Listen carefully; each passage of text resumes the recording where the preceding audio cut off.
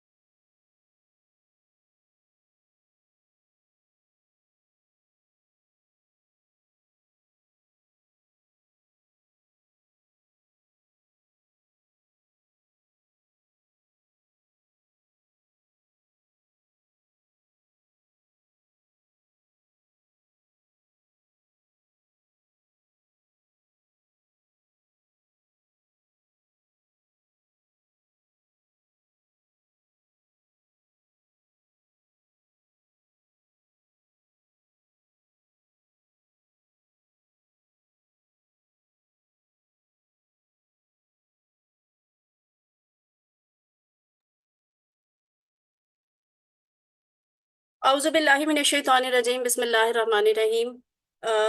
Dear class, हमारे साथ मोहतरम अब्दुल काइम साहब मौजूद हैं।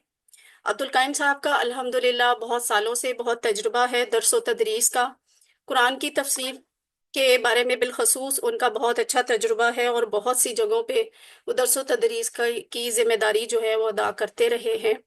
आज का जो हमारा ये प्रोग्राम है वो उसका ख़ास मकसद है کہ ہم نے سورہ بقرہ کی جو آیت نمبر 38 سے لے کر آیت نمبر 76 تک ترجمہ سیکھا، وہ تو اس میں بہت مختصر شرح ہم دیکھا کرتے تھے۔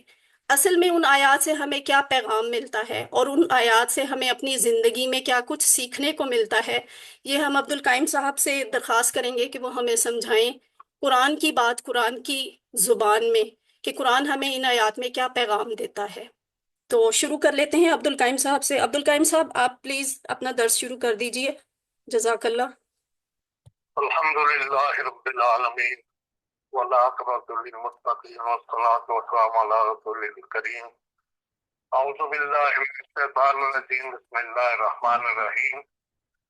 قل اہبطوا منہا جمیعا، ہم نے کہا کہ اتر جاؤ اس سے سب کے سب۔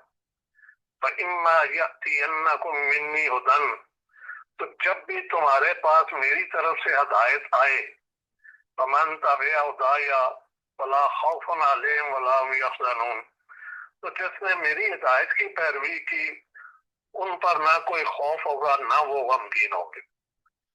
آیت نمبر 38 کی میں نے تلاوت کی ہے، اور اس سے پہلے آیت نمبر 34 سے مضمون یہ شروع ہوا تھا کہ آدم علیہ السلام کو جب سجدہ کرنے سے ابلیس نے انکار کیا تو اللہ تعالیٰ نے شیطان کو اپنی بارگاہ سے رد کر دیا، اور آگے قرآن میں تفصیل ہے کہ اللہ نے اس کو موقع بھی دیا کہ تجھے بات سمجھ نہیں آئی، میں نے حکم دیا ہے تو نے سجدہ کیوں نہیں کیا؟ تو اس نے اپنی اس نافرمانی کی آگے جواز پیش کر دیا کہ جناب میں نے جان بوجھ کر سجدہ نہیں کیا، میں اعلیٰ مخلوق ہوں، ایک کیچڑ سے بنا ہوا ہے، گارے سے، تو میں اس کو کیسے سجدہ کروں؟ اللہ نے فرمایا کہ میری بارگاہ میں تکبر نہیں چلے گا، اور نکل میری بارگاہ سے۔ آگے قرآن پاک میں تفصیل آتی ہے کہ اس نے کہا کہ جس کی وجہ سے مجھے جنت سے نکالا گیا اور اے اللہ تیری رحمت سے میں مایوس ہوا، تو تیری عزت کی قسم میں اس کو اور اس کی اولاد کو بہکاتا رہوں گا، اور ان کی اکثریت کو تو اپنا شکر گزار نہیں پائے گا۔ تو اللہ نے فرمایا کہ جو میرے بندے بن کر رہنا چاہیں گے نا، تیرا ان پر کوئی زور نہیں چلے گا، اور جو تیرے بندے بننا چاہیں گے تو میں تجھ سے اور تیرے پیروکاروں سے اپنی جہنم کو بھر دوں گا۔ تو اس آیت نمبر 38 میں اللہ تعالیٰ وہی حکم دے رہے ہیں کہ اب اللہ تعالیٰ نے آدم علیہ السلام کو، ان کی بیوی کو اور شیطان کو کہا کہ نکلو اب اس جنت سے اترو، دنیا میں بھیج دیا اس زمین پر، اور ساتھ ہی یہ اعلان کر دیا کہ جب بھی تمہارے پاس میری طرف سے کوئی ہدایت آئے تو جس نے میری ہدایت کی پیروی کی تو ان پر نہ کوئی خوف ہوگا نہ وہ غمگین ہوں گے۔ یعنی یہاں ہمیں بطور سزا نہیں بھیجا گیا، ایک ٹیسٹ پاس کرنے کے لیے بھیجا گیا کہ اللہ تعالیٰ نے جنت میں تمام نعمتیں آدم علیہ السلام کے لیے جائز قرار دے دی تھیں کہ جہاں سے چاہو جو چاہو جتنا چاہو تم کھا سکتے ہو، صرف آزمائش کے طور پر ایک درخت سے منع کر دیا کہ اس کے قریب نہیں جانا ورنہ پھر تمہارا شمار ظالموں میں ہوگا۔ اب شیطان نے آدم علیہ السلام کے سامنے بڑی تو تعویلیں کی، قسمیں کھائی کہ تمہاری کامیابی کا راز تو اسی درخت میں ہے، ہمیشہ رہنے والے بن جاؤ گے، بادشاہ بن جاؤ گے، فرشتے بن جاؤ گے، تو تم اگر اس کو کھا لو گے تو بڑے کامیاب رہو گے۔ تو جب اس نے قسمیں کھائیں تو آدم علیہ السلام اس کے چکر میں آ گئے اور اس درخت کو استعمال کر لیا۔ تو اللہ تعالیٰ نے کہا کہ میں نے تمہیں پہلے بتا دیا تھا کہ شیطان تمہارا دشمن ہے، اس سے بچ کر رہنا، یہ تم نے کیا حرکت کی؟ تو آدم علیہ السلام نے توبہ کر لی، اللہ کی طرف سے کلمات القاء ہوئے، لیکن وہ اس لیے ہوئے کہ وہ اللہ کی بارگاہ میں توبہ کرنا چاہتے تھے، تو اللہ نے ہی کلمات القاء کر دیے جو آگے قرآن میں اللہ نے بیان کر دیے ہیں، تو اللہ تعالیٰ نے ان کو معاف کر دیا۔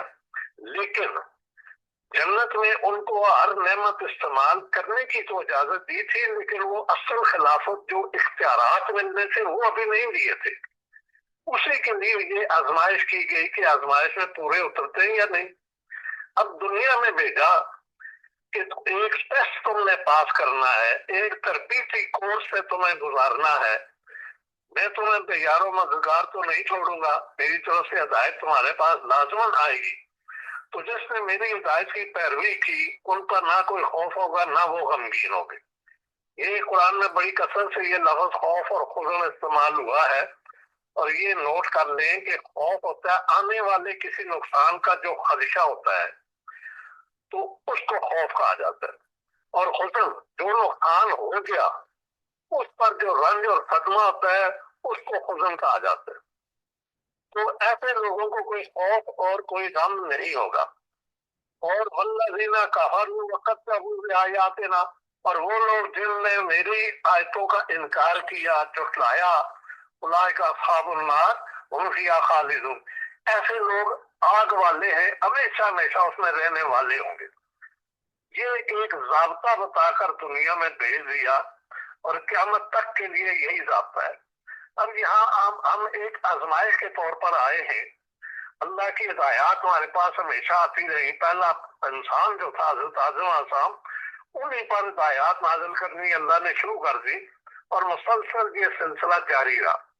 صحیفے اترے، کتابیں اللہ نے نازل کی، پیغمبر آئے، یہ کوئی 7 لاکھ کے قریب انبیاء دنیا میں آئے انسانوں کی رہنمائی کے لیے۔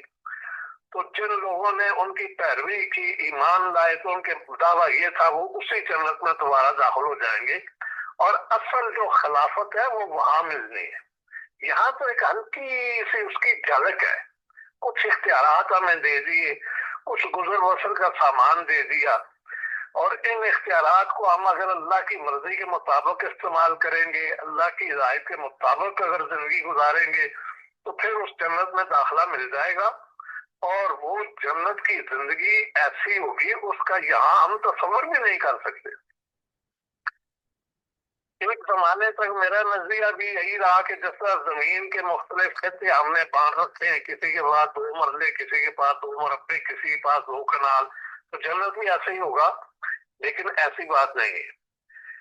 ایک حدیث سے ثابت ہوتا ہے کہ ایک ادنا ترین جو جنتی ہوگا اس کو جو جنت ملے گی وہ اس روح زمین سے 10 گنا بڑی ہوگی، اور اسی طرح ایک نچلے درجے والا جنتی اپنے سے اوپر والے جنتی کے مقام کو ایسے دیکھے گا جیسے ہم زمین سے ستارے کو دیکھتے ہیں۔ تو بے پناہ اختیارات ملیں گے، وہاں انسان کی حکومت ہوگی، جو اس کا جی چاہے گا، جو وہ ارادہ کرے گا وہ ہو جائے گا۔ آج وہ اختیارات صرف اللہ کے پاس ہے، بندوں کے پاس وہ اختیارات خدا کے پاس اور کسی کے پاس نہیں ہے۔ تو یہ اعلان کر کے اللہ نے ہمیں دنیا میں بھیج دیا کہ ہدایت آئے گی، جو پیروی کریں گے وہ اسی جنت میں پہنچ جائیں گے، اور اپنی بادشاہی، اور جو لوگ میری ہدایت کا تو ماننے سے انکار کریں گے تو ایسے لوگ دوزخی ہوں گے، ہمیشہ اس میں رہنا پڑے گا۔ اس سے آگے 14ویں رکوع تک بنی اسرائیل کی ایک فرض جرم اللہ نے بیان فرمائی ہے۔ اب یہ نبی صلی اللہ علیہ وسلم سے بھی 1200 سال پہلے گزرے یہ لوگ، جن جو واقعات یہاں قرآن میں ذکر کیے گئے ہیں، اور نبی صلی اللہ علیہ وسلم کو گزرے ہوئے 1450 سال ہو چکے ہیں۔ تو قیامت تک آنے والی کتاب میں آخر یہ حالات کیوں اللہ نے نازل کیے؟ اس کے 2 مقاصد تھے۔ ایک تو بنی اسرائیل ایک زندہ قوم تھی جو 4000 سال سے دنیا میں ایک نمونہ بنی ہوئی ہے۔ جب انہوں نے اللہ کی اطاعت اور فرمان برداری کی تو اللہ نے ان کو عروج اور سربلندی بخشی، اور جب انہوں نے اللہ کی نافرمانیاں کی تو اللہ نے سزا بھی بڑی انگیز ان کو دی۔ تو ایک تو یہ ہے کہ نبی صلی اللہ علیہ وسلم کے دور کے جو بنی اسرائیل تھے یا قیامت تک جو آنے والے ہیں ان پر حجت پوری کر دی جائے، اور ان کو یہ دعوت دی جا رہی ہے کہ اب اس کتاب پر ایمان لاؤ جو تمہاری کتابوں کی پہلے انبیاء کی تصدیق کر رہی ہے، اس نبی پر ایمان لاؤ، اس کتاب پر ایمان لاؤ، تو پھر ہی تمہاری نجات ممکن ہے، اور یہ تمہارے پاس آخری چانس ہے کہ اس کے بعد کوئی نبی تو آنا نہیں تھا۔ ایک تو ان پر حجت پوری کی جا رہی ہے کہ ان کو دعوت دی جا رہی ہے کہ ایمان لے آؤ، दूसरा मकसद, इसका असल मकसद जो था वो अहले ईमान को चुकन्ना करना था। ये दास्तानें पुरानी कौमों की, आगे कुरान में कौम नूह, कौम समूद, कौम हुद वगैरह के वाकयात आते हैं, कौम शुएब, कौम लूत के। तो ये हमारी रहनुमाई के लिए है कि तुम वो लक्षण, वो तौर तरीके इख्तियार न करना जो उन्होंने इख्तियार किए, और अल्लाह की रहमत और इनामात के बजाय वो खुदा के अजाब और गजब में मुब्तला होगे। दुनिया में भी जिल्लत और रसवाई उनके हिस्से में आई और आखिरत में भी जहन्नम उनके हिस्से में आएगा। तो यहाँ से 14वें रुकू तक ये सिलसिला मुसलसल चलता रहा है। उनके इंतहाई अहम वाकयात का जिक्र किया और इस पहलू से किया कि अल्लाह ने जो तुम पर बड़े इनामात किए। याद रखिए, जिस कौम में अल्लाह अपना नबी भेजे और अपनी किताब भेजे, उस कौम को गोया अल्लाह दुनिया भर की कौमों की इमामत और क़यादत उसके सपुर्द कर रहा है। ये बहुत ऊंचा मर्तबा है, बहुत बड़ा फजल है, बहुत बड़ा इनाम है अल्लाह का। लेकिन इसके साथ अल्लाह बताते हैं कि बड़ी नाजुक और भारी जिम्मेदारियां भी तुम पर आयद हो जाती है। तुमने न सिर्फ खुद अल्लाह की इस हिदायत पर चलना है, दुनिया की तमाम कौमों की रहनुमाई भी करनी है। अब बनी इसराइल ने जब जब ये फराइज अदा किए, ये जिम्मेदारियां अदा की, तो अल्लाह ने उरूज भी बड़ा बख्शा इनको। हजरत दाऊद अलैहिस्सलाम का जमाना, हजरत सुलेमान अलैहिस्सलाम का जमाना, ये इनके सुनहरे दौर थे। और जब इन्होंने अल्लाह की नाफरमानियां की, तो फिर अल्लाह का उसूल है कि ऐसी कौम को फिर सजा भी वो दुनिया की सारी कौमों से ज्यादा देता है। इसमें हमारे लिए भी सबक है कि उनको अब माजूल करके दुनिया की इमामत और क़यादत से, तो अहल ईमान, अब तुम्हें इस मकाम पर फाइज किया जा रहा है, तो तुम वो तौर तरीके इख्तियार न करना जो बनी इसराइल ने इख्तियार किए और अल्लाह की रहमत से दूर होते गए। तो ये सारी आगे दास्तान और इनकी फर्ज जुर्म इस वजह से बयान की है।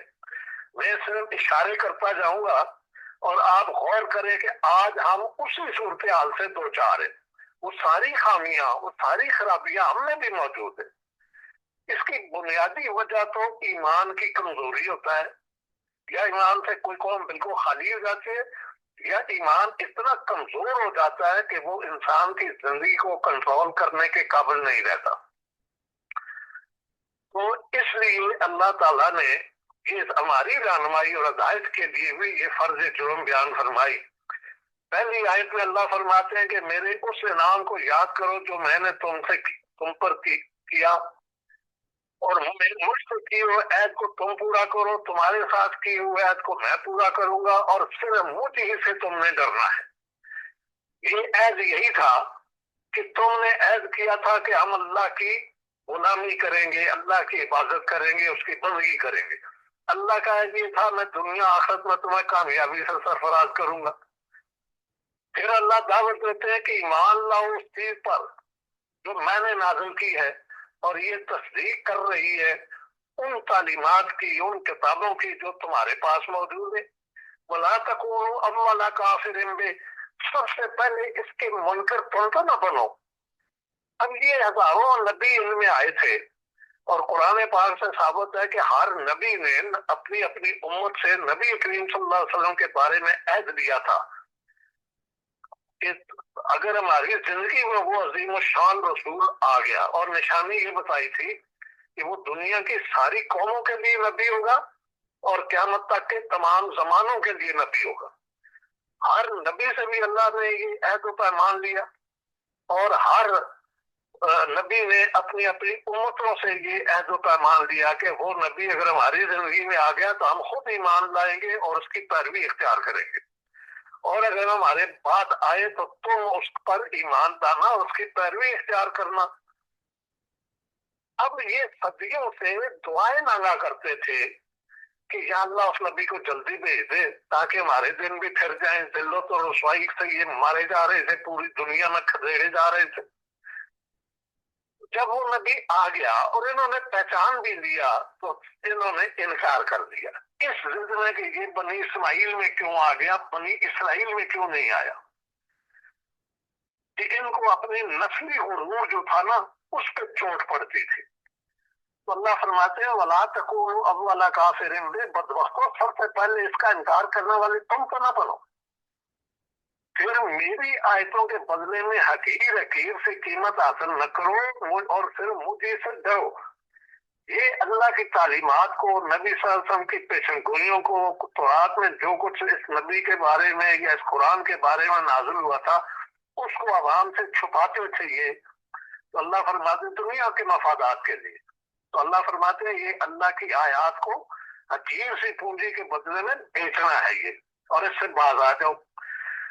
फिर हक और बातिल को गड़बड़ मत करो, और तुम हक को छुपा देते हो जबकि इस हाल में कि तुम जानते हो। नबी सल्लल्लाहु अलैहि वसल्लम के बारे में आगे कुरान में अल्लाह फरमाता है कि इस नबी को ये ऐसे पहचानते हैं जैसे अपने बेटों को पहचानते हैं। तो अल्लाह फरमाते हैं जानबूझ कर तुम हक को छुपाते हो, ये कोई छोटा मोटा जुर्म नहीं है।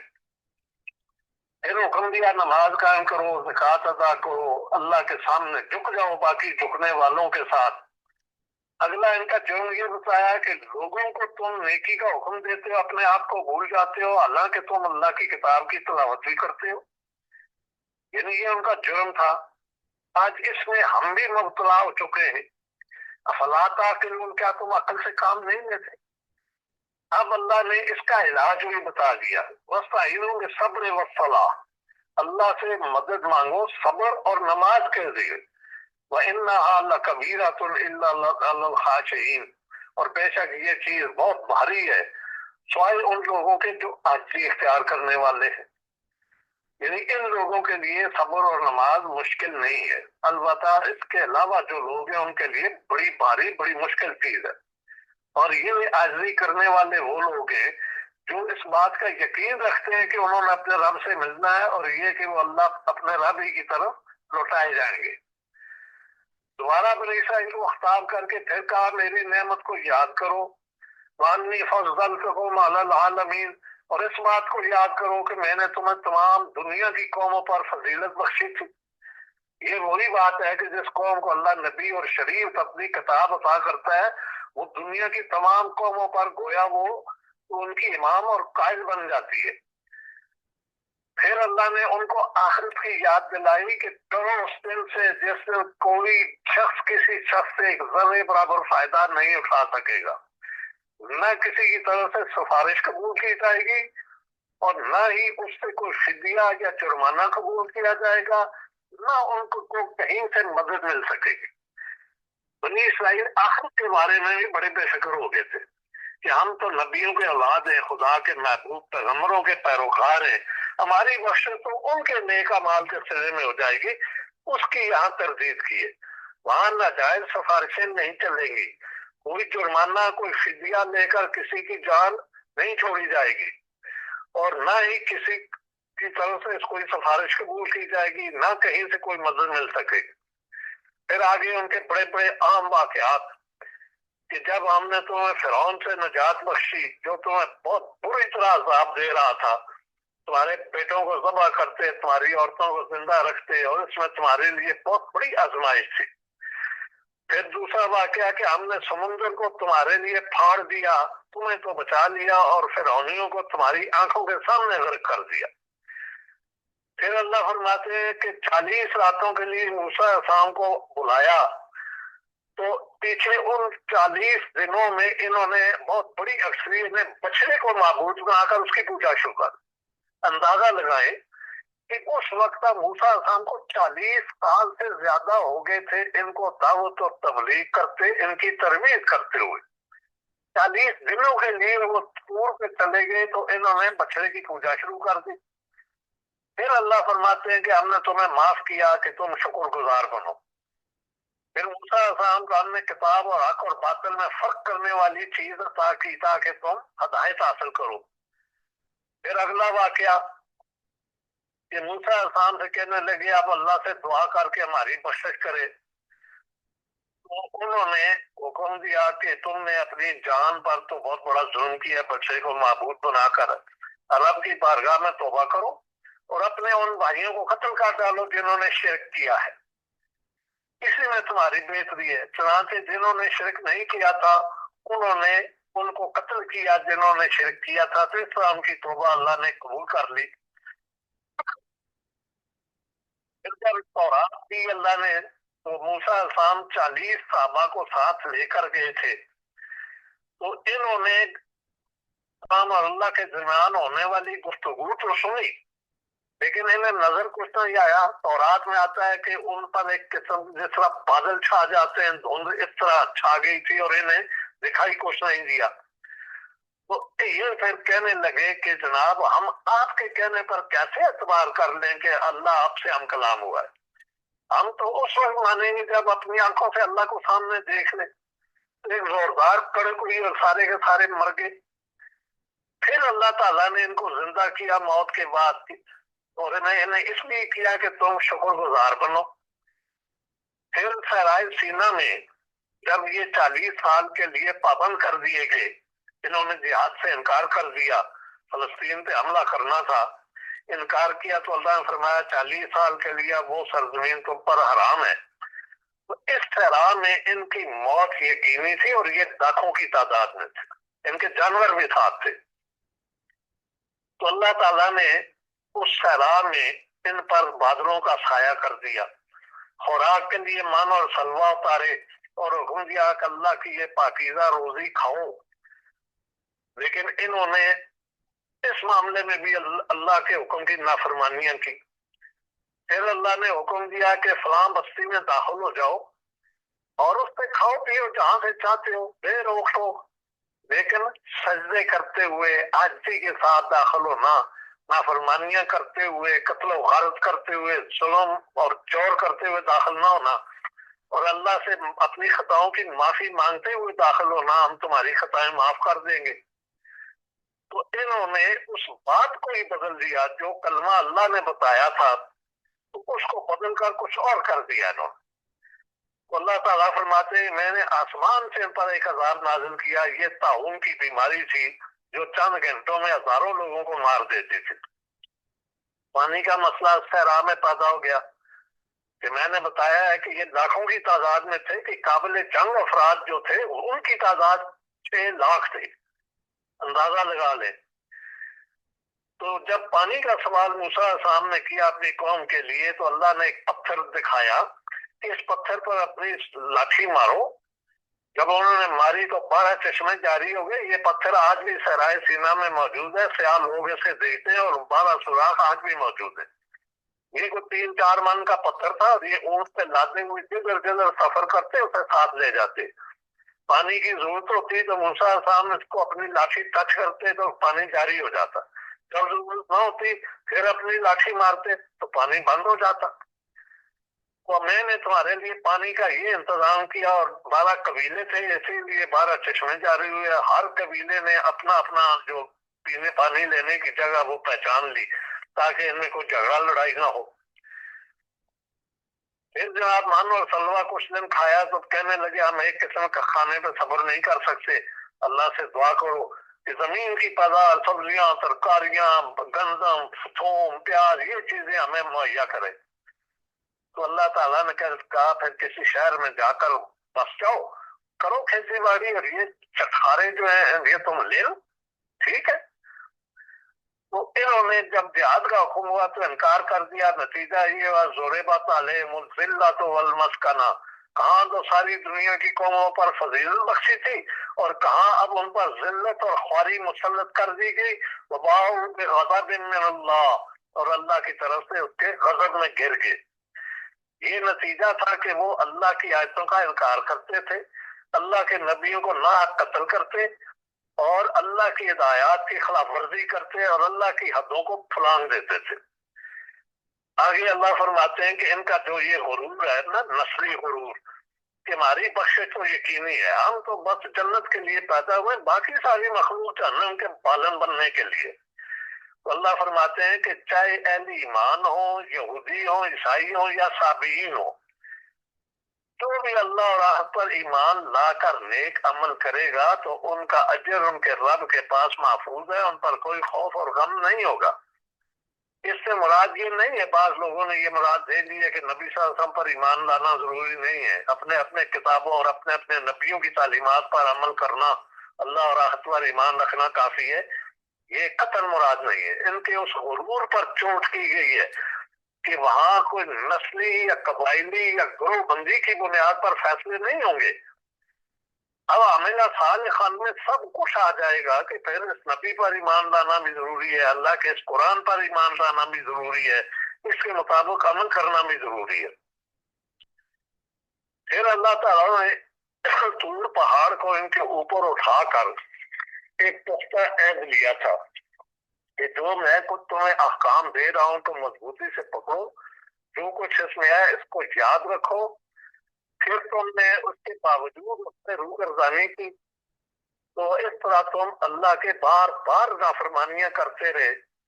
پھر ایک گروہ کا ذکر کیا کہ جن پر ہفتے کے دن کا احترام لازم تھا اور دنیا داری کے کام منع تھے، انہوں نے مچھلیاں پکڑنے کے لیے چکر بازی کی، اس حکم کو انہوں نے پامال کر دیا تو اللہ تعالیٰ نے ان کو ذلیل بندر بنا دیا تاکہ پہلی اور آنے والی نسلوں کے لیے نمونہ عبرت بن جائے۔ آگے ایک گائے کا واقعہ آ گیا جس کی وجہ سے اس کا نام سورہ بقرہ ہے۔ ایک آدمی قتل کیا انہوں نے اور اس کی لاش پھینک دی کسی مخالف جو لوگ تھے ان کے محلے میں۔ تو اب مخالفوں کی طرف ہی ان کا ذہن جانا تھا، تو اس کا الزام ایک دوسرے پر لگانے لگے تو ان میں خانہ جنگی ہونے لگی تھی، بہت بڑی خونریزی کا خطرہ آ گیا۔ اللہ تعالیٰ نے حکم دیا کہ یہ گائے ذبح کریں اور اس کے حصے سے اس مردے کو ٹچ کریں تو یہ بتا دے گا قاتل کون ہے۔ اب یہ گائے ذبح کرنا نہیں چاہتے تھے، مصریوں میں رہ کر ان کی گاؤں پرستی کے جراثیم ان میں آ چکے تھے۔ تو اگر اس طرح اللہ کو حکم دیا تھا اللہ نے کوئی اچھی سی گائے یا بیل پکڑ کر قربان کر دیتے تو معاملہ حل ہو جاتا۔ اب چونکہ عمل نہیں کرنا تھا، بال کی کھال اتارنی شروع، اس کا رنگ کیا ہو، اس کی عمر کی کس قسم کی ہونی چاہیے، بڑی وضاحتیں مانتے ہنستے چلے گئے۔ بالآخر اللہ نے گویا انگلی رکھ کر بتا دیا، جس گائے کی پوجا کرتے تھے اسی کے بارے میں کہہ دیا کہ یہ لے کر تم نے قربان کرنی ہے۔ تو انہوں نے پھر قربان کی، لیکن اللہ فرماتے ہیں دل سے ایسا کرنا نہیں چاہتے تھے۔ اس کے بعد یہ واقعہ وہ زندہ ہوا، وہ مردہ، اور اس نے اپنے قاتلوں کا بتا دیا، اس کے سگے چچا دادی تھے۔ اس کے بعد اللہ فرماتے ہیں کہ جب کوئی قوم اس طرح اللہ کی نافرمانیاں کرتی ہے تو ان کے دل سخت ہو جاتے ہیں، اور ان کے دل بھی پتھروں کی طرح ہو گئے یا پتھروں سے بھی بڑھ کر سخت ہو گئے۔ پھر آخری جو آیت ہے، آخری آیت نمبر 75، اس میں مسلمانوں کو اللہ تعالیٰ نے توجہ دلائی ہے، افتطمعون ان یؤمنوا لکم، اے مسلمانوں کیا تم یہ امید رکھتے ہو کہ یہ تمہاری بات مان لیں گے؟ وقد کان فریق منہم یسمعون کلام اللہ، جبکہ ان میں سے ایک گروہ کا ہمیشہ سے یہ شیوا رہا ہے اور آج بھی ہے کہ اللہ کے کلام کو سنتے ثم یحرفونہ، پھر اس میں تحریف کر دیتے ہیں۔ تحریف کہتے ہیں کہ اصل معنی مفہوم سے پھیر کر کچھ کا کچھ کر دینا، اور یہ کرتے من بعد ما عقلوہ، اس کو اچھی طرح سمجھ لینے کے بعد، وہ یعلمون، اس حال میں کہ وہ جانتے، یعنی جیتا دانستہ اس میں تحریف کرتے۔ تو اب مسلمانوں کو اللہ فرما رہا ہے کہ تمہیں یہ غلط فہمی جو ہے خوش فہمی دل سے نکال دو کہ یہ تمہارے کہنے پر ایمان لے آئیں گے۔ ان کا اپنی کتابوں کے ساتھ کیا رویہ رہا ہے، اور یہ جب ایمان والوں سے ملتے ہیں تو قالوا آمنا، کہتے ہیں ہم بھی مان لائے، ہم اللہ کو، آخرت کو، فرشتوں کو، نبیوں کو، پہلی کتابوں کو مانتے ہیں، تو ایمان اور کیا چیز ہے، ہم بھی تو ایمان والے۔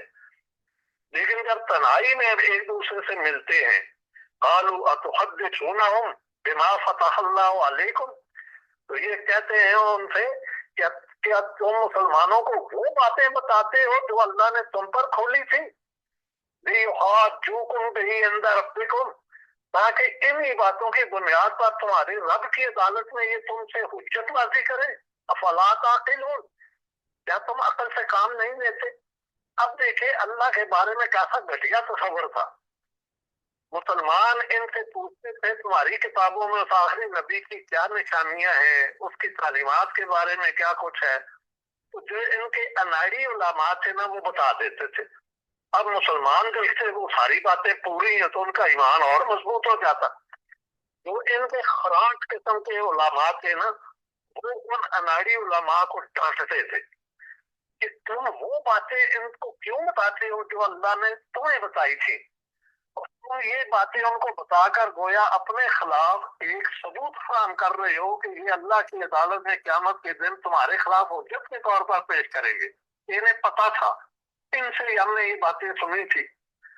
गोया इनका ये घटिया तस्वर था अल्लाह के बारे में कि अगर ये सबूत हमने फराहम न किया तो अल्लाह हमें पकड़ ही नहीं सकता, हमारे खिलाफ उसके पास कोई सबूत ही नहीं होगा।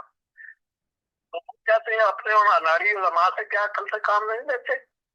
अल्लाह फरमाते हैं कि अवला यालमूना अन्नल्लाह यालमु मा युसिरूना व मा युलिनून, क्या वो जानते नहीं है कि अल्लाह वो सब कुछ जानता है जो ये छुपाते हैं और जो जाहिर करते हैं। इनका ये खुशफहमी है, गलतफहमी है कि अगर ये सबूत हमने फराहम न किया तो अल्लाह हमें पकड़ ही नहीं सकेगा।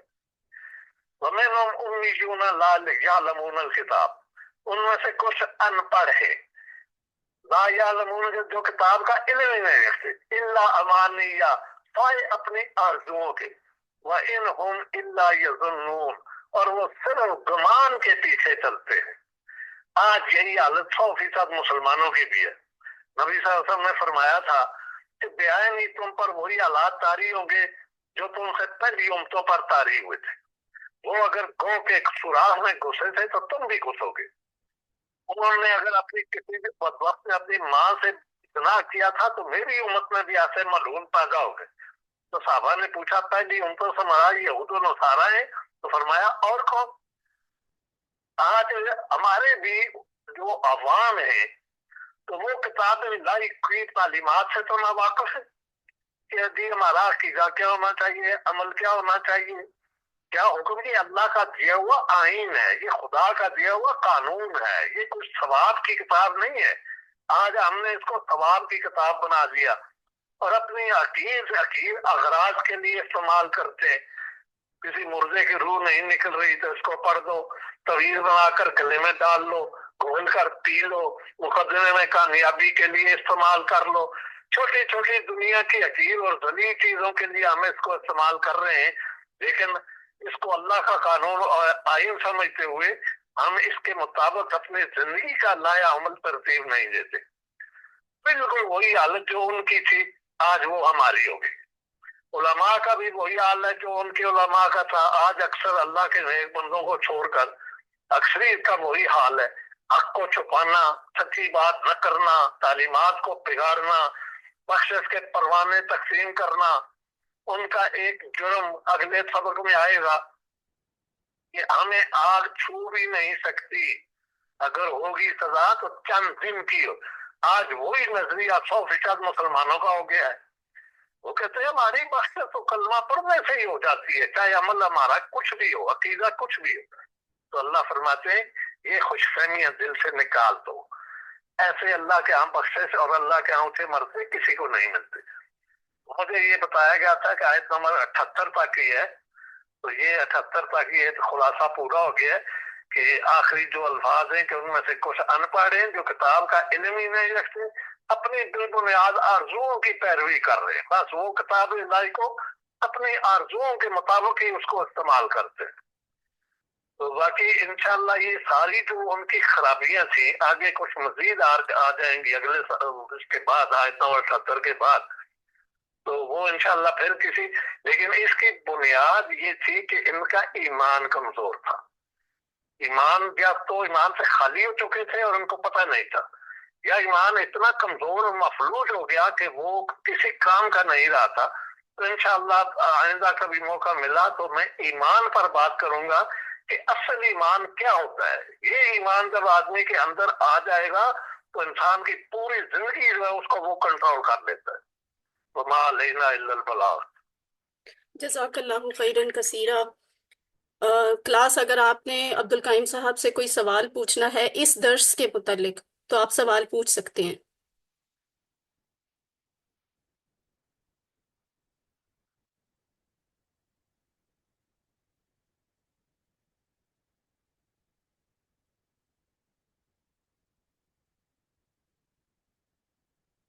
अगर कोई सवाल नहीं है तो फिर हम अब्दुल काइम साहब को हम रुख्सत देते हैं।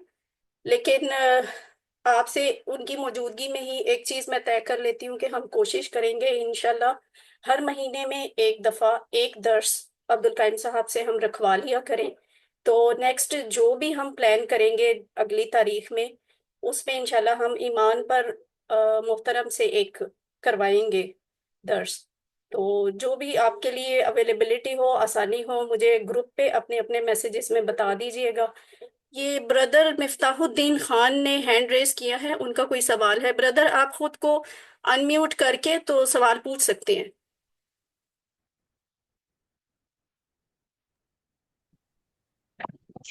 جی السلام علیکم. جی وعلیکم السلام. وعلیکم السلام.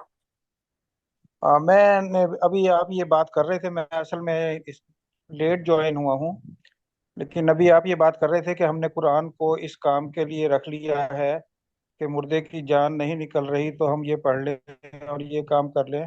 تو یہ چیزیں بھی تو احادیث میں ہیں نا کہ اپنے مردوں کے قریب آپ سورہ یاسین پڑھا کریں، اور یہ اس طرح کے کام ہیں. تو کیا یہ ہم اس دین کی مخالفت کر رہے ہیں یا ہمیں یہ کام نہیں کرنے چاہیے؟ مقصد ہوتا ہے اصل یعنی کتاب بھیجنے کا، اور وہ ہوتا ہے ایمان لاؤ اور اس کے مطابق عمل کرو. ایک اس کے اضافی فوائد ہوتے ہیں. جو لوگ اصل حق تو ادا نہ کریں اور اپنے اغراض کے لیے استعمال کریں تو ان پر اللہ کا غصہ بھڑکتا ہے. یعنی اصل حق اگر ہم ادا کریں گے تو یہ چیزیں آٹومیٹیکلی اللہ لازمن دے گا جو فائدے حدیث میں بیان کیے گئے. اب حدیث میں بتایا گیا کہ اس کے 5 حقوق ہیں. اس پر ایمان لاؤ، اس کو زبان میں پڑھنا سیکھ لو جس میں اللہ نے نازل کیا یعنی ناظرہ. پھر اس کا مفہوم سمجھو، پھر اس کے مطابق عمل کرو، اور 5واں آتی ہے کہ اس کو دوسروں تک پہنچانا ہے. اب یہ حق جو ادا کرتا رہے گا اس کو وہ تمام فائدے حاصل ہوں گے. جو یہ حق ادا نہیں کریں گے اس کا نتیجہ آج امت مسلمہ پوری دنیا میں جو ذلیل اور رسوا ہو رہی ہے، یہ اسی کا ایسا خزانہ ہے. میرے بھائی آپ دیکھیں کہ لاکھوں حافظ پاکستان میں تیار ہو رہے ہیں سالانہ، لاکھوں قرآن روز ختم ہو رہے ہیں، پھر ہمارے دن پھرتے کیوں نہیں؟ اللہ کی غضب اور اللہ کی پکڑ کیوں ہم پر آ رہی ہے؟ اور دنیا کے کفار کیوں اتنے دلیر ہو گئے ہیں کہ ہمارا خون جو ہے نا وہ دنیا میں سب سے سستی چیز بن گیا ہے؟ وجہ یہ ہے کہ ہم قرآن کے اصل حق ادا نہیں کر رہے، اور اصل حق کو چھوڑ کر اپنی عقید اور اغراض اور مقاصد کے لیے جب اللہ کے کلام کا استعمال کریں گے تو اس پر اللہ کا غضب بڑھتا ہے. تو یہ بات ہے. بہت شکریہ، بہت جزاک جزاکم اللہ. جزاکم اللہ. کوئی اور سوال نہیں ہے تو پھر ہم آگے چلیں. اچھا، آپ سب سے درخواست ہے، ہم عبدالقائم صاحب سے اجازت چاہتے ہیں. عبدالقائم صاحب کا بہت شکریہ، انہوں نے اپنے وقفے سے ہمیں. سب بہن بھائیوں کو السلام علیکم ورحمۃ اللہ وبرکاتہ. وعلیکم السلام ورحمۃ اللہ وبرکاتہ. عبدالقائم صاحب کے لیے بہت سی دعائیں کیجیے گا، اللہ تعالیٰ انہیں اس کام کی، اس نیکی کی بہترین جزا دے، بہترین صحت والی زندگی دے، اور ان کی زندگی کو اسی طرح نیک کاموں میں اور درس و تدریس میں استعمال کروائے. الحمدللہ رب العالمین. جزاک اللہ خیرا کثیرا. السلام علیکم عبدالقائم صاحب، اب آپ سے ہم اجازت چاہتے ہیں. شکریہ. ہیلو، جی جی شکریہ. بات کروں بند کروں. جی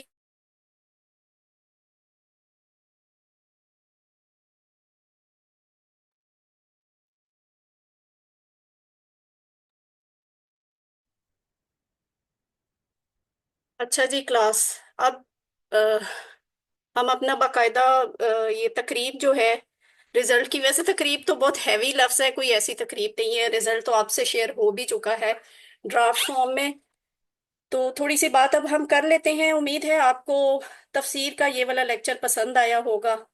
آپ اپنے کومنٹس مجھے یہاں چیٹ باکس میں لکھ کے ضرور بتائیے، اور ڈسکشن گروپ پہ بھی ضرور بتائیے گا کہ اس تفسیر کے اس لیکچر کے بارے میں آپ کی کیا رائے ہے. اور اس بارے میں بھی ضرور بتائیے گا کہ ہم محترم عبدالقائم صاحب سے اگر مستقبل میں بھی اس طرح کے کوئی درس و تدریس کے کچھ لیکچرز ہم ان سے رکھوانا چاہیں تو آپ ویلنگ ہیں کہ وہ ہم رکھوائیں، اور وہ ویسے چلیں گے اپنے ایک پورے اسکیجول کے ساتھ، کہ جیسے وہ پہلا درس جو ہے وہ آپ کو ایمان پہ ہی دیں گے، پھر جیسے بنیادی ہماری اسلام میں تعلیمات ہیں، بنیادی تعلیمات سے ہی وہ شروع کیا کرتے ہیں۔ تو آپ کی رائے کا انتظار رہے گا۔ آپ سب کا اس سیشن میں شریک ہونے کا بہت شکریہ۔ اب ہم باقاعدہ بس آگے چلتے ہیں، اور اس کو ذرا فاسٹلی میں موو کروں گی۔ آج ہمارا ریزلٹ ہے، میں آپ کے ساتھ شیئر تو کر ہی چکی ہوں۔ جو نیکسٹ ہماری سیگمنٹ ہے اس میں آپ کو یہ بتاتی چلوں کہ الحمدللہ ہم نے 2.5 ماہ پہلے یہ کورس شروع کیا 30 جولائی سے۔ تو اس وقت ہمارے پاس رجسٹریشنز ہوئی 60، جس میں 60 میں سے 2 لوگوں نے ایز لسنر جوائن کیا تھا، 58 لوگوں نے فل ٹائم اسٹوڈنٹ کے طور پہ جوائن کیا ہمیں، اور الحمدللہ آج ہم 36 سکسیسفل اسٹوڈنٹس کا رزلٹ جو ہے وہ اناؤنس کریں گے۔ یعنی ان 60 میں سے تقریباً 38 لوگوں نے اس کورس کو مکمل کیا ہے، جس میں سے 2 لسنرز ہیں، اور 36 اسٹوڈنٹس جو ہیں وہ باقاعدہ ریگولر اسٹوڈنٹس تھے۔ الحمدللہ اس پہ اللہ کا جتنا بھی شکر ادا کیا جائے کم ہے۔ سارے کورس میں اسپیشل تھینکس ٹو الفلاح منزل ٹرسٹ، جن کے ڈیزائن کیے ہوئے، جن کے انتظامات کیے ہوئے سے ہم آپ کے سامنے بیٹھے ہوئے ہیں، جس کے فاؤنڈر ارشد اقبال ملک صاحب ہیں، اور اسپیشلی الفلاح کی ٹیم میں سر عبد الرحمان صاحب کی میں شکر گزار ہوں۔ اس سارے کورس میں نے انہیں مسلسل ان سے گائیڈنس لی ہے۔ ایون یہ آپ کے جو ریزلٹس کے چھوٹے چھوٹے میٹرز بھی ہوتے ہیں، اس کے لیے بھی میں ان سے رابطہ کرتی تھی، اور بڑی فراخ دلی سے وہ اپنا وقت نکال کر تو مجھے گائیڈ کرتے تھے۔ تو عبد الرحمان صاحب کی بہت شکر گزار ہوں۔ اس کے علاوہ باقی بھی ہماری الفلاح کی ٹیم اس کے پیچھے پوری کام کر رہی ہوتی ہے، تو ان سب کے شکر گزار ہیں ہم۔ Special thanks to our assistant Quran teachers, جو اس میں تھیں مس رضیہ لیاقت اور مس ثنیہ تنویر۔ آپ نے ان سسٹر سے ہیلپ لی، گائیڈنس لی، اپنی ورک بکس چیک کروائیں۔ آپ سب کا بہت شکریہ کہ آپ نے بھی ان کے ساتھ کوآپریٹ کیا، اور میرے پاس تو الفاظ نہیں ہیں کہ میں سسٹر رضیہ اور سسٹر ثنیہ تنویر کا شکریہ ادا کروں، بس میرے پاس تو دعائیں ہیں، اور یقیناً آپ کے پاس بھی دعائیں ہی ہیں۔ تو آپ ضرور ان کو دعائیں دیں، اور خود کے لیے بھی ایک کچھ طے کریں کہ جس طرح یہ لوگ بے لوث خدمت کرتے ہیں، کچھ ہم بھی قرآن کے لیے اس طرح کی خدمت کر سکیں۔ تو آپ ضرور جو ہے ان کے لیے بھی دعا کیجیے گا۔ ہم سب کی ہی طرف سے اسپیشل تھینکس اور خصوصی دعائیں ہیں ڈاکٹر عبدالعزیز عبدالرحیم صاحب کے لیے، جنہوں نے اتنی محنت سے اتنا اچھا، اتنا آسان فہم اور اتنا افیکٹو کورس ڈیزائن کیا، اور اس کو پھر اتنا فریلی سب کے لیے سرکولیٹ بھی کیا، اور اس کو لانچ بھی کیا کہ ہم اس میں سے زیادہ آسانی سے سیکھ سکیں۔ تو یہ صحرا بہرحال جاتا تو ڈاکٹر عبدالعزیز عبدالرحیم کو ہے، تو اللہ تعالیٰ سے ان کے لیے بہت سی دعائیں۔ یہاں میرا شکریہ ادا کرنا بنتا ہے سسٹر فریحہ سجاد کے لیے بھی، کہ جو میں نے آپ کو پڑھایا وہ اصل میں نے سیکھا کہاں سے تھا۔ میں نے سسٹر فریحہ سجاد سے QC3 کیا، اور الحمدللہ انہوں نے مجھے اس طرح سے پڑھایا کہ ایک لفظ میں، ایک جملے میں کہوں تو یہ کہ انہوں نے پڑھانے کا حق ادا کیا، تو ان کا تو میں حق ادا کر ہی نہیں سکتی۔ میرے پاس ان کے لیے بھی صرف دعائیں ہی ہیں، تو اللہ تعالیٰ انہیں بہترین جزائے خیر دے، جو انہوں نے مجھے اتنی محبت، اتنی شفقت، اتنی توجہ اور اتنی ڈیڈیکیشن سے پڑھایا۔ تو اگر آپ کو کچھ سکھایا ہے یا آپ نے کچھ سیکھ لیا ہے، تو اس کی ایک بہت بڑی وجہ سسٹر فریحہ سجاد بھی ہے۔ اب تھوڑی سی بات کر لیتے ہیں نیکسٹ کورس پہ۔ آپ کا نیکسٹ کورس انشاءاللہ QC4 ہے۔ سسٹر فریحہ سجاد ہی سے میں نے ریکویسٹ کی ہے، کچھ اور بھی 2-3 ٹیچرز نے ریکویسٹ کی ہوئی ہیں کہ وہ QC4 شروع کروائیں۔ ویسے یہ ان کے شیڈیول میں نہیں تھا، وہ آلریڈی بہت بیزی ہیں، اور ہر ہفتے کے ہر دن میں وہ کوئی نہ کوئی کلاس پڑھا رہی ہوتی ہیں، لیکن اس کے باوجود انہوں نے ہماری ریکویسٹ پہ ذرا بڑی مہربانی کی ہے ہمارے ساتھ۔ تو اب آپ کا QC4 انشاءاللہ شروع ہو رہا ہے۔ QC4 میں آپ سورہ بقرہ کی آیت نمبر 77 سے 105 سیکھیں گے۔ اس میں ترجمہ ہوگا، مختصر تشریح ہوا کرے گی، اور گرامر کا کچھ پارٹ ہوا کرے گا، اور وہی جو ہمارا ایک سکیجول ہے کہ 12 لائیو انٹریکٹیو زوم سیشنز کے تھرو ہم کورسز کرواتے ہیں۔ QC4 بھی آپ کا 12 سیشنز پہ ہی ہوگا۔ स्टार्ट ये इंशाल्लाह हो रहा है 16 नवंबर 2024 से और ख़त्म होगा 22 फरवरी को इंशाल्लाह 2025 अगले साल। तो हर हफ्ते के रोज़ शाम 6 बजे से रात 8:30 तक क्लास हुआ करेगी। तो उम्मीद है कि आप इंशाल्लाह ज़रूर इनको ज्वाइन करेंगे। इसलिए भी कह रही हूँ कि मैंने स्पेशली इनसे रिक्वेस्ट करके ये कोर्स उनके शेड्यूल में रखवाया है। तो अब जिन लोगों ने अल्हम्दुलिल्लाह अच्छे और मेजोरिटी ने बहुत अच्छे मार्क्स से किया है कोर्स मुकम्मल, तो उन सब से मैं कहूँगी कि वो अब नेक्स्ट 4 के लिए फॉरवर्ड मूव फॉरवर्ड करें और सिस्टर फरीहा सजाद को ज्वाइन करें। ये इसका रजिस्ट्रेशन फॉर्म आपके QC4 का है सिस्टर फरीहा सजाद के साथ। तो आपके साथ जब ये हम शेयर करेंगे PPT इस क्लास के बाद, तो वहीं से आप ये रजिस्ट्रेशन लिंक को क्लिक करके अपनी रजिस्ट्रेशन भी करवा सकते हैं। और आज तो इंशाल्लाह वैसे ही फाइनल आपको आइडिया हो जाएगा कि अब आपने QC4 ज्वाइन करना है। तो ज़्यादातर के तो 90+ ही हैं अल्हम्दुलिल्लाह। तो आप अगर 80+ भी हैं तो आप ज़रूर QC4 ज्वाइन कीजिए। और ये QC4 ही की कुछ डिटेल्स हैं जो यहाँ आपके सामने मैंने शो की हैं, इनको आप बाद में भी देख सकते हैं। अब आ जाते हैं रिजल्ट्स पे। हमारे रिजल्ट्स क्या हैं? डर लग रहा? नहीं लग रहा ना? लगना भी नहीं चाहिए। पता है क्यों? उसकी वजह ये है कि एक तो मैंने ड्राफ्ट रिजल्ट पहले ही आउट कर दिया हुआ है, आइडिया तो आपको हो गया हुआ है। तो थोड़े बहुत रिजल्ट्स में बाद में चेंजेस आई हैं, जिन स्टूडेंट्स ने हमें अपनी कुछ क्वेरीज सबमिट करवाई, फिर हमने रिव्यू किया, थोड़ा बहुत चेंज आया है, लेकिन उस लिहाज से तब्दीली बहुत कम है। लेकिन रिजल्ट्स का अगला सेगमेंट खोलने से पहले मैं आपको ये बताती चलूं, जो चीज़ मैं हमेशा कोर्स 1 से लेके 3 तक, आपकी पहली क्लास से लेके आखिरी क्लास तक ये बताती आई हूँ कि खुद को नंबरों से मत जांचें, खुद को नंबरों में मत तोलें। ये अल्लाह ताला की किताब है। जिसने एक लफ्ज़ भी सीखा उसने बहुत कुछ सीखा। जिसने बहुत कुछ सीखा वो बहुत अच्छा है। और वो हदीस याद रखें कि जिसमें कुरान को बेहतरीन तरीके से पढ़ने वालों का तो बहुत ही बुलंद दर्जा है ही, लेकिन जो कुरान को अटक अटक के भी पढ़ते हैं उनके लिए भी दोहरे सवाब की खुशखबरी है। तो बस आपने जहन में ये रखना है कि जो सीखा है उसको अमली जिंदगी में कैसे ला सकते हैं। ये जो कोर्सेज है ना, इसमें जब हम वर्ड बाय वर्ड ट्रांसलेशन सीख रहे होते हैं, उर्दू तर्जुमा जब सीख रहे होते हैं, तो बहुत दफा ऐसे होता है हमें पता नहीं चलता। लेकिन हमारे साथ भी ये प्रॉब्लम हो जाती है कि हम सिर्फ क्विज, वर्कबुक, होमवर्क, उसके नंबर्स के चक्कर में फंस जाते हैं और ये चीज जहन से महव हो जाती है कि जो हम सीख रहे हैं ये हमें जिंदगी में असल में बता क्या रहा है। तो हमने तो कुरान को समझना ही इसलिए शुरू किया था ना कि हमें पता चले कि हमने अपनी जिंदगी कुरान के मुताबिक कैसे गुजारनी है।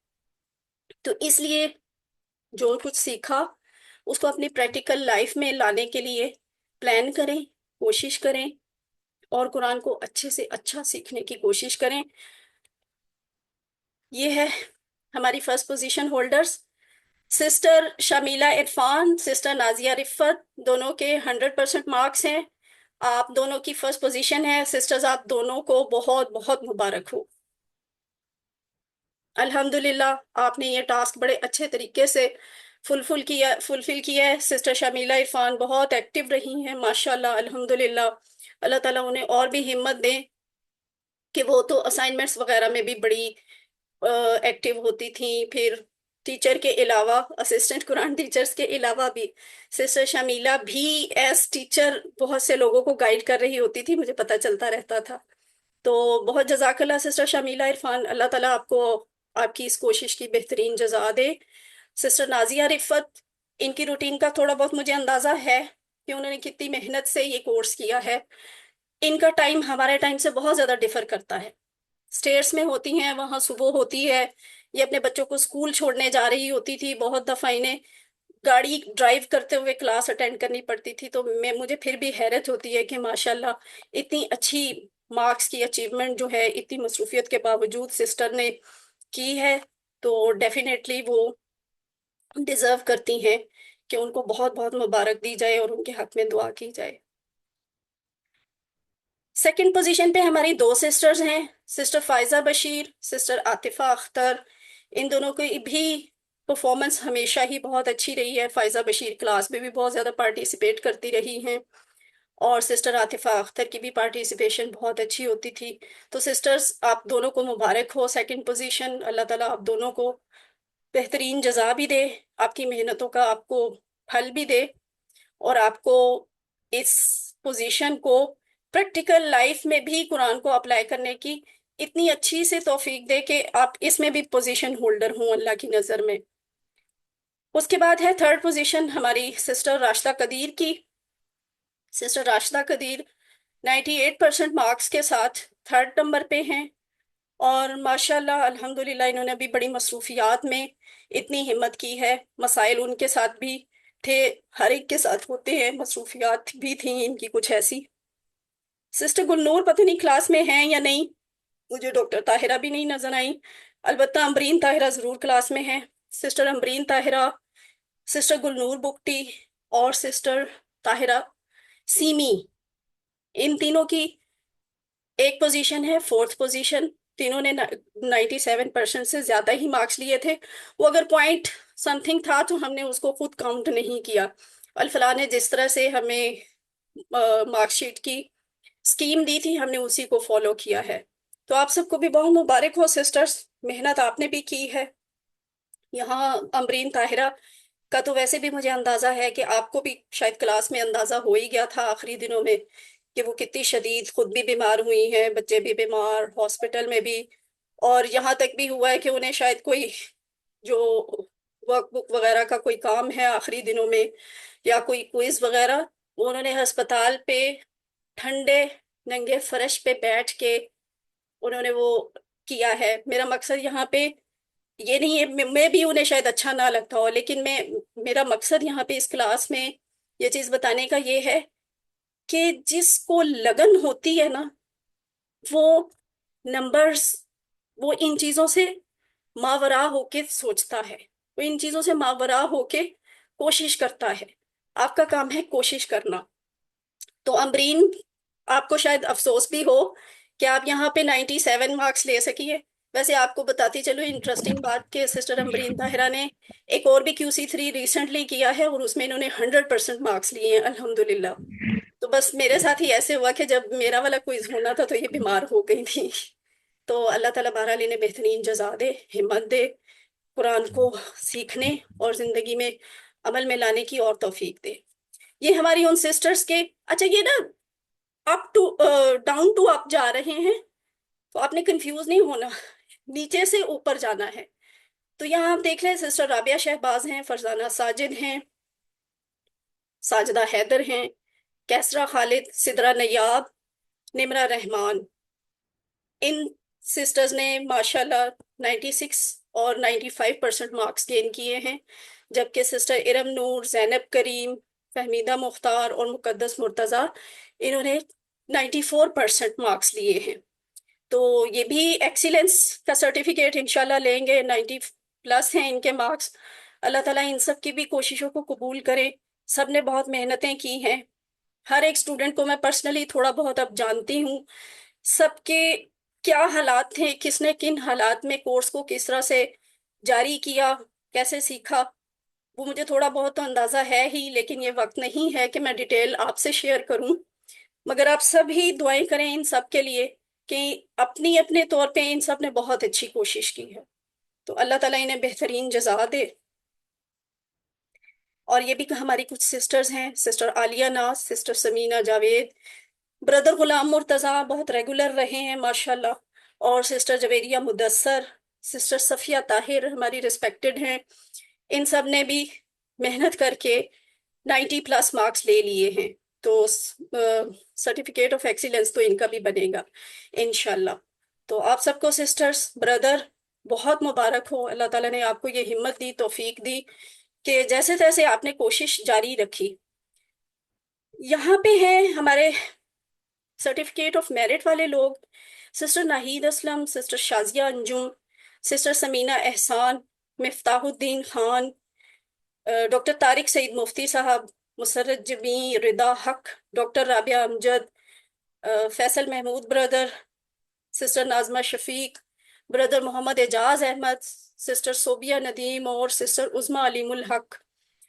इन्होंने भी ये मेरिट तक के सर्टिफिकेट के लिए मार्क्स हासिल किए। हर एक ने अपनी अपनी मुहैया वसाइल, वक्त और हालात के मुताबिक बहरहाल मेहनत की है।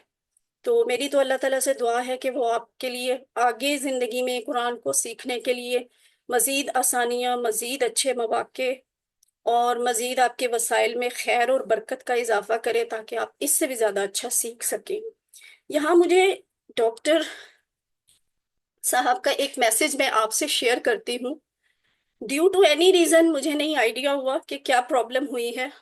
डॉक्टर साहब से शायद उनके कोई होमवर्क्स मिस हो गए थे, ये उनको फिल नहीं कर सके, सबमिट नहीं करवा सके। तो कोर्स खत्म होने के बाद जब मैंने उनके नोटि डेडलाइन गुजर चुकी थी, मैंने उन्हें जस्ट इन्फॉर्म किया कि आपके ये और ये वाले होमवर्क्स जो हैं वो फिल नहीं हुए। तो उन्होंने जो मुझे जवाब में मैसेज भेजा, मुझे बहुत अच्छा लगा। तो मैंने सोचा आपसे शेयर करूं कि ये होती है कुरान लर्निंग की स्पिरिट। इसे कहते हैं मोटिवेशन और इसे कहते हैं मकसद, कुरान को सीखने का मकसद। डॉक्टर साहब का मैसेज है, dear ma'am, I am really sorry that I could not find more. So one has to accept whatever is destined for me. In any case, the objective was learning rather than competition. I am really happy to attend the course and learn tremendously. I don't wish to contend result even if some of these could not be found. My gratitude and dua for you. Regards. कितना अच्छा message है ना, कि जो मैंने सीखा है मेरे लिए वो बहुत बड़ी बात है। और अगर कोई मेरे से चीजें मिस हो गई हैं अटेम्प्ट करने में, तो बहरहाल सीखी तो मैंने थी, लेकिन उसके नंबर मुझे नहीं मिलेंगे और नंबर्स मेरा फोकस भी नहीं है। तो ये रूह होनी है चाहिए कुरान पाक को सीखने के लिए। तो अगले वक्त के लिए भी आप अपने लिए तय करें कि आपने क्या सीखना है, कैसे सीखना है, क्यों सीखना है। ये आपके रिजल्ट का कोई ग्राफ चार्ट्स हैं, अगर किसी को समझ आ जाए तो ये आपसे शेयर होंगे, तो बाद इसमें इसको थॉरोली भी देख लीजिएगा। और ये भी ग्राफ चार्ट ही है। तो आप सबका बहुत शुक्रिया। मैं तो बहुत ऑनर्ड हूँ, ब्लेस्ड हूँ, जिसको इतने अच्छे स्टूडेंट्स मिले, जिन्होंने इतना अच्छा रिजल्ट दिया। आप सबका बहुत बहुत शुक्रिया कि आप मेरे स्टूडेंट बने, आपने मुझे ये ऑनर दिया। अल्लाह ताला आप सबको बेहतरीन जज़ा दे उस पे भी जो आपने सीखा, और बेहतरीन से बेहतरीन जज़ा दे उस पे जो आपने मुझे सिखाया। अल्लाह ताला से दुआ है कि वो हम सब का पढ़ना, सीखना, हर अमल जो हमने इसको कुरान कोर्स के लिए किया, उसको अल्लाह ताला कबूल फरमाए। अल्हम्दुलिल्लाहि रब्बिल आलमीन, जज़ाकल्लाहु खैरन कसीरा। अब आपके कोई सवाल हैं तो आप सवाल पूछ सकते हैं। अगर क्लास ख़त्म करना चाहते हैं तो आप अपने एंड पे इसको ख़त्म भी कर सकते हैं। कुछ लोगों के हैंड रेज थे, वो मैंने आपको पहले बता दिया था कि यहाँ पे कुछ प्रॉब्लम है, मैं आपकी चैट्स डायरेक्ट नहीं पढ़ सक रही थी। और दूसरा ये कि आपको उस डायरेक्ट रिस्पॉन्ड भी नहीं कर सकती थी। लेकिन अब अगर आप करें तो अब कोशिश हो सकती है, अगर आपने कोई सवाल करना है, कोई बात पूछनी है, कोई चीज़ शेयर करनी है, अपना कोई फीडबैक देना है, यू आर मोस्ट वेलकम।